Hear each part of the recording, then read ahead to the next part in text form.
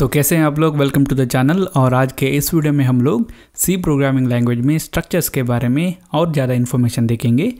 Previous tutorial में मैंने आपको बताया था कि स्ट्रक्चर्स क्या होते हैं, इनके क्या यूज़ है, कैसे हम लोग हमारे प्रोग्राम में एक स्ट्रक्चर को डिफ़ाइन कर सकते हैं और बाद में हम लोग उस स्ट्रक्चर को यूज़ करके कैसे वेरिएबल्स को डिफ़ाइन कर सकते हैं। अगर आपने उस वीडियो को नहीं देखा है तो डिस्क्रिप्शन में मैं उस वीडियो के लिंक को दे दूंगा, अगर आप लोग चाहते हैं तो देख सकते हैं। ये वीडियो उस वीडियो का कंटिन्यूएशन है।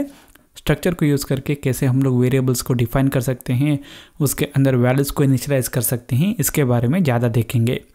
यहाँ पे इस वीडियो के अंदर प्रीवियस ट्यूटोरियल में मैंने जो कोड लिखा था उसी को रखा है। यहाँ पे एक स्ट्रक्चर को हमने डिफ़ाइन किया था और उसके लिए हमने नाम दिया था स्टूडेंट। और इस स्टूडेंट स्ट्रक्चर के अंदर 3 मेंबर्स है, नेम, एज और रोल नंबर।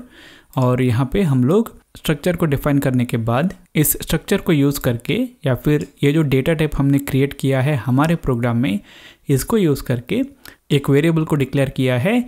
और इस वेरिएबल को डिक्लेयर करते वक्त हमने इसके अंदर वैल्यू इनिशियलाइज किया है। और बाद में यहाँ पे मैं इस प्रिंटफ फंक्शन को यूज़ करके ये जो वेरिएबल हमने डिक्लेयर किया है उसके अंदर हर एक मेंबर में जो वैल्यूज़ है उसे डिस्प्ले करेंगे। तो अभी मैं इस प्रोग्राम को सेव करके एक बार रन करता हूँ। तो आप लोग यहाँ पे देख सकते हैं ये डिस्प्ले करता है मेरा नाम जो हमने स्पेसिफाई किया था अनिल शेट्टी, एज 24 और रोल नंबर 2012। तो अभी यहाँ पे हम लोग क्या कर रहे हैं, यहाँ पे स्ट्रक्चर को डिफ़ाइन कर रहे हैं और ये हमें एक नया डेटा टाइप देगा हमारे प्रोग्राम के लिए। और इसे हमने हमारे जो रिक्वायरमेंट है उसके हिसाब से बनाया है। और यहाँ पे हम लोग इस टाइप को यूज़ करके, इस स्ट्रक्चर को यूज़ करके हमें जितने भी वेरिएबल्स हैं उन्हें डिक्लेयर कर रहे हैं। तो मैंने यहाँ पे डिक्लेयर किया था अनिल, और यहाँ पे मैंने इस अनिल वेरिएबल को डिक्लेयर करते वक्त ही इनिशियलाइज़ किया था। अभी हम लोग कुछ और वेरिएबल्स को डिक्लेयर करेंगे इस स्टूडेंट स्ट्रक्चर को यूज़ करके। तो हमें पहले लिखना पड़ता है टाइप जो है स्ट्रक्ट, उसके बाद स्टूडेंट, और उसके बाद हमें वेरिएबल्स को डिफ़ाइन करना है, वेरिएबल के लिए नाम देना है। तो यहाँ पे मैं कहूँगा अमूल, और यहाँ पे अगर मैं सिर्फ एक वेरिएबल चाहता हूँ तो सेमीकोलन यूज़ करके यहाँ पे इस स्टेटमेंट को ख़त्म कर सकता हूँ। तो ये एक वेरिएबल को डिफ़ाइन करेगा मेरे इस प्रोग्राम के अंदर। यहाँ पे मुझे एक और वेरिएबल चाहिए, तो उसके लिए यहाँ पे स्ट्रक्ट स्टूडेंट आ जाए। ऐसा सेपरेटली लिखने के अलावा मैं यहाँ पे इसको रिमूव करके यहाँ पे कॉमा यूज़ करके डिफ़ाइन करूँगा, तो हो गया अजय। फॉर एग्जांपल जब हम लोग इंटीजर वेरिएबल को डिक्लेयर करते हैं तो हमें मल्टीपल वेरिएबल्स चाहिए, तो हम लोग लिखेंगे इंट x, y, z, जो भी नाम है वो। उसी तरह हम लोग यहाँ पे स्ट्रक्चर को यूज़ करके स्ट्रक्चर के वेरिएबल को डिक्लेयर करते वक्त भी कर सकते हैं। हमारे प्रोग्राम में जब हम लोग इस तरह स्ट्रक्चर के वेरिएबल को डिफ़ाइन करते हैं तो वेरिएबल्स को डिक्लेयर किया जाता है और उनके लिए मेमोरी भी एलोकेट किया जाता है। इन वेरिएबल्स के जो मेंबर्स है उनके अंदर क्या वैल्यू स्टोर किया जाता है वो हम लोग कह नहीं सकते। वहाँ पे डिफ़ॉल्ट वैल्यूज़ भी हो सकते हैं। फॉर एग्जांपल हर एक टाइप के लिए अगर हम लोग डिफ़ॉल्ट वैल्यूज़ की बात करते हैं तो अगर एक कैरेक्टर अरे है तो उसके अंदर हम लोग स्ट्रिंग वैल्यू स्टोर करना चाहते हैं, तो डिफ़ॉल्ट वैल्यू का मतलब है कि कोई भी वैल्यू नहीं है, सिर्फ एक स्ट्रिंग टर्मिनेशन कैरेक्टर, वो इंडिकेट करेगा कि कोई वैल्यू नहीं है। अगर हम लोग एक इंटीजर टाइप के लिए डिफ़ॉल्ट वैल्यू की बात करते हैं तो 0। तो यहाँ पे अगर हम लोग वेरिएबल को इस तरह डिफ़ाइन करते हैं और उन्हें डिक्लेयर करते वक्त इनिशियलाइज़ करना ज़रूरी नहीं है, तो यहाँ पे मैंने इनके मेंबर्स के लिए वैल्यू इनिशियलाइज़ नहीं किया है, ये ज़रूरी भी नहीं है। हम हमारे प्रोग्राम में जैसे हम लोग चाहते हैं वैसे कर सकते हैं। पर यहाँ पे जब हम लोग डिफ़ाइन करते हैं वेरिएबल को तो उन वेरिएबल के मेंबर के अंदर जो वैल्यू होता है वो क्या होता है हम लोग ये कह नहीं सकते। उसे डेमोन्स्ट्रेट करने के लिए मैं यहाँ पे इस प्रिंटफ फंक्शन को कॉपी करके 2 बार पेस्ट करता हूँ और यहाँ पे मैं नेम चेंज करूँगा। फॉर एग्ज़ाम्पल अभी बनाऊँगा अमूल के लिए, और यहाँ पे हम लोग ये जो वेरिएबल का नाम है उसे चेंज करेंगे। अमूल वेरिएबल के अंदर जो वैल्यू है उसे डिस्प्ले करेंगे। उसके बाद यहाँ पे तीसरे प्रिंटफ स्टेटमेंट में अजय वेरिएबल हमने जो बनाया है उसके अंदर जो वैल्यू है उसे प्रिंट करेंगे। तो यहाँ पे मैं इसे सेलेक्ट करता हूँ और चेंज करेंगे वेरिएबल का नाम अजय। हम बस यहाँ पे ये तीनों वेरिएबल जो है इनके मेंबर के अंदर जो वैल्यूज़ है उन्हें डिस्प्ले कर रहे हैं। अनिल वेरिएबल के लिए मैंने डिक्लेयर करते वक्त ही वैल्यूज़ इनिशियलाइज किया था, पर ये दोनों वेरिएबल्स है अमूल और अजय, इनके मेंबर के अंदर क्या वैल्यूज़ हो सकते हैं देखेंगे। अभी मैं इसको रन करता हूँ। यहाँ पे इंटरेस्टिंग बात है, अनिल वेरिएबल के लिए जो वैल्यूज़ है वो आया है, जैसे हमने स्पेसिफाई किया है वो वैल्यू आया है। अमूल के लिए यहाँ पे नाम के लिए नो वैल्यू आया है, मतलब है कि कोई स्ट्रिंग वैल्यू नहीं, मतलब है कि डिफ़ॉल्ट वैल्यू जो एज और रोल नंबर जो है वो इंटीजर टाइप के हैं तो उनके लिए 0 आया है। पर हम लोग अजय वेरिएबल की बात करते हैं तो नाम के लिए कुछ गार्बेज वैल्यू आया है, एज के लिए 0 आया है, रोल नंबर के लिए 1574752 कुछ गार्बेज वैल्यू आया है। तो यहाँ पे हम लोग अगर स्ट्रक्चर के वेरिएबल को इस तरह डिफाइन करते हैं तो इनके मेंबर के अंदर जो वैल्यूज़ होगा वो क्या वैल्यू होगा हम लोग ये कह नहीं सकते। तो अगर हम लोग चाहते हैं तो हम लोग ये मेक श्योर कर सकते हैं कि अगर हमें कुछ स्पेसिफिक वैल्यूज़ के साथ स्ट्रक्चर वेरिएबल के मेंबर को इनिशियलाइज नहीं करना है तो जो भी डिफ़ॉल्ट वैल्यूज़ है वो होनी चाहिए। अगर हम लोग चाहें तो ये मेक श्योर कर सकते हैं। इसके लिए हम लोगों को यहाँ पे लिखना होगा वेरिएबल का नाम इक्वल टू, उसके बाद ओपनिंग कर्ली ब्रेस और क्लोजिंग कर्ली ब्रेस, इसके अंदर हमें 0 लिखना है। उसी तरह अजय के लिए भी हम लोग करेंगे। अभी अगर मैं इसको सेव करके रन करता हूँ तो आप लोग यहाँ पे देख सकते हैं अमूल के लिए नाम कोई भी स्ट्रिंग वैल्यू नहीं आया है default, age 0, roll number 0। Ajay के लिए भी वही आया है, नाम कोई वैल्यू नहीं, एज 0 और रोल नंबर 0। और यहाँ पे ये जो हम लोग कर रहे हैं इक्वल टू यूज़ करके कर्ली ब्रेस के अंदर जो वैल्यू स्पेसिफाई कर रहे हैं वो हम लोग सिर्फ उस वक्त यूज़ कर सकते हैं जब हम लोग वेरिएबल को डिक्लेयर कर रहे हैं। अगर आप एक स्ट्रक्चर के वेरिएबल को डिक्लेयर करते वक्त ही इनिशियलाइज करना चाहते हैं तो आप इस मेथड को यूज़ कर सकते हैं, इक्वल टू यूज़ करके कर्ली ब्रेस को यूज़ करके उसके अंदर वैल्यू स्पेसिफाई कर सकते हैं।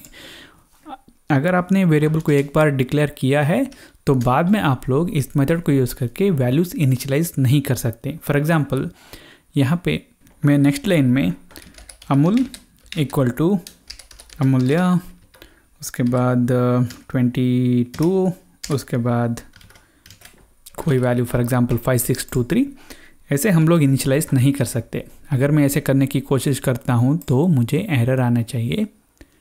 तो आप लोग यहाँ पे देख सकते हैं ये अलाउ नहीं किया जाता है।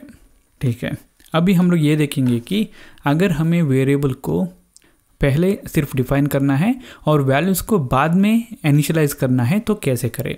तो यहाँ पे हमने वेरिएबल अमूल और अजय को डिफाइन किया है पर इनके मेंबर के लिए वैल्यू इनिशियलाइज नहीं किया है। हमने मेक श्योर किया है कि इनके अंदर जो भी डिफ़ॉल्ट वैल्यूज़ है मेंबर के टाइप के हिसाब से वो वैल्यू स्टोर किया जाए।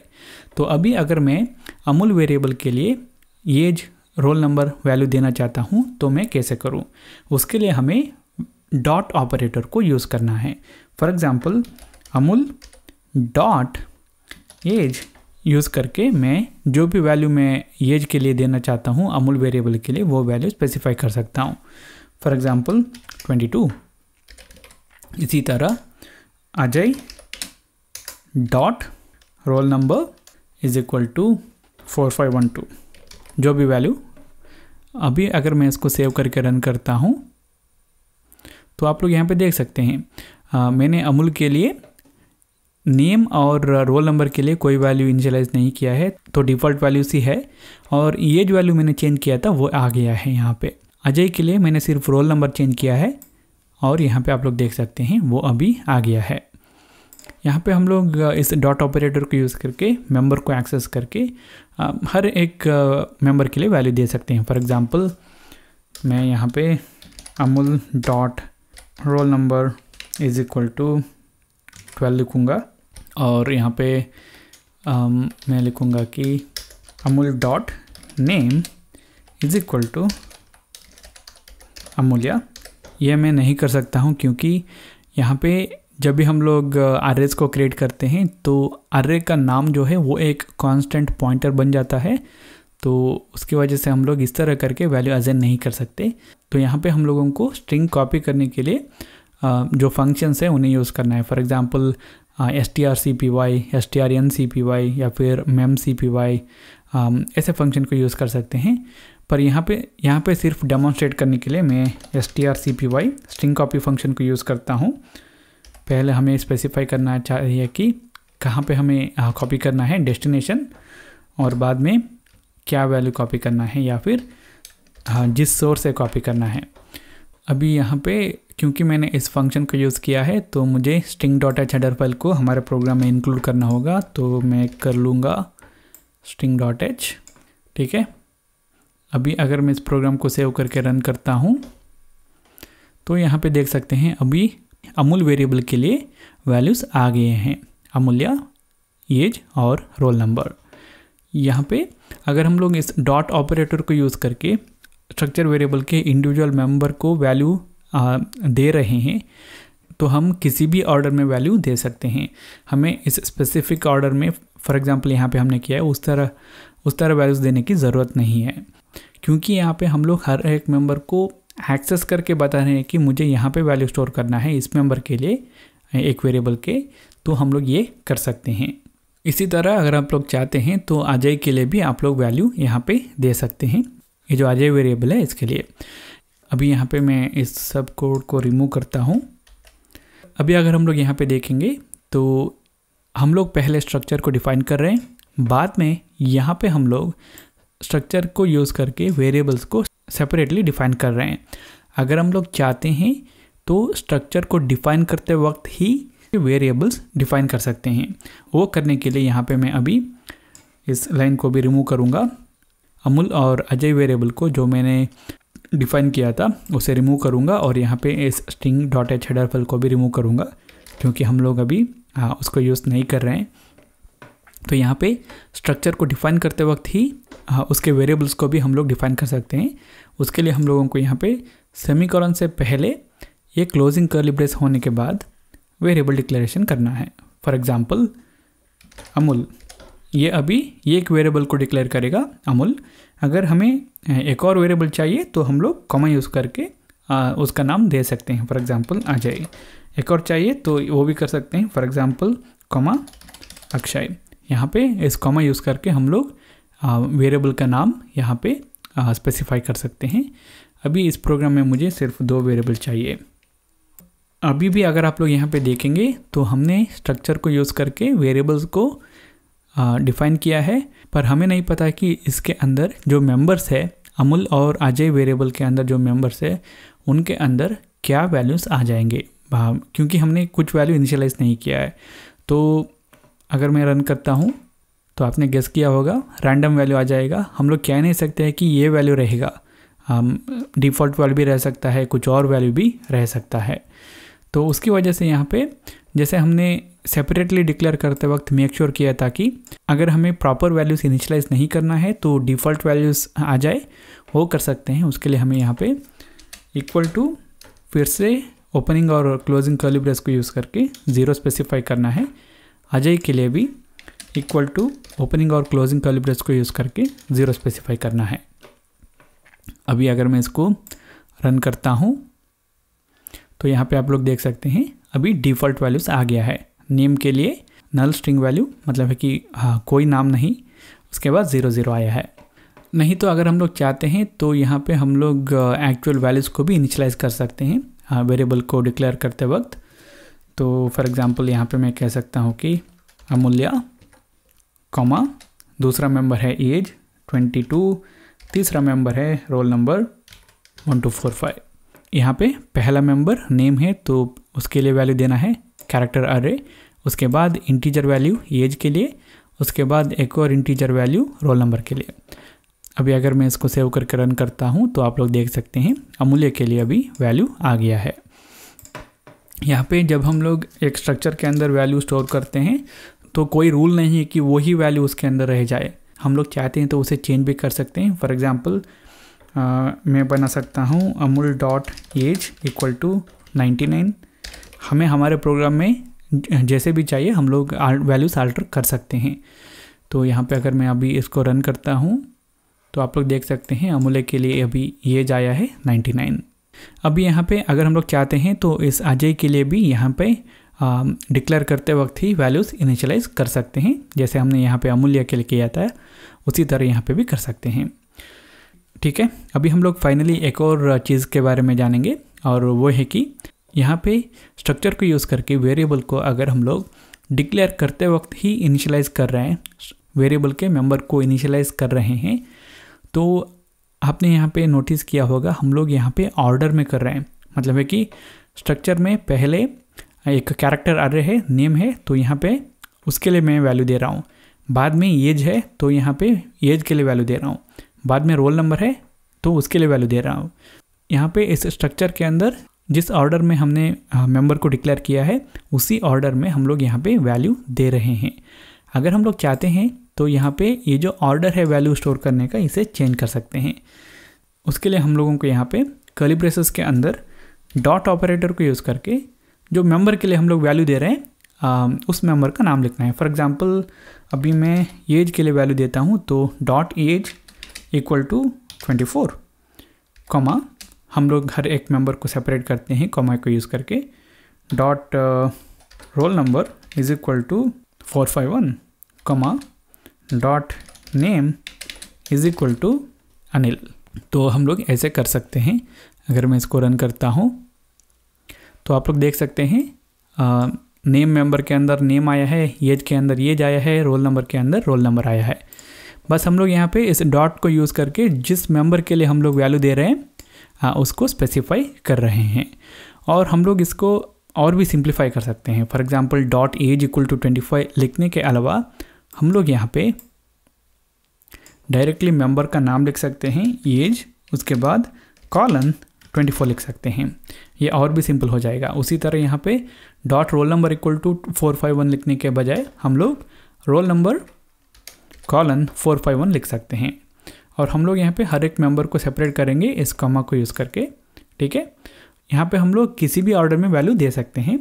और अगर हम लोग चाहते हैं तो यहाँ पे इस dot member name equal to और ये जो कॉलन यूज़ करने का मेथड है इन्हें कंबाइन भी कर सकते हैं। फॉर एग्जांपल यहाँ पे मैंने ये दो मेंबर के लिए इस मेथड को यूज़ किया है, मेंबर नेम कॉलन वैल्यू, और यहाँ पे मैंने dot member name equal to value लिखा है। ये भी रन हो जाएगा।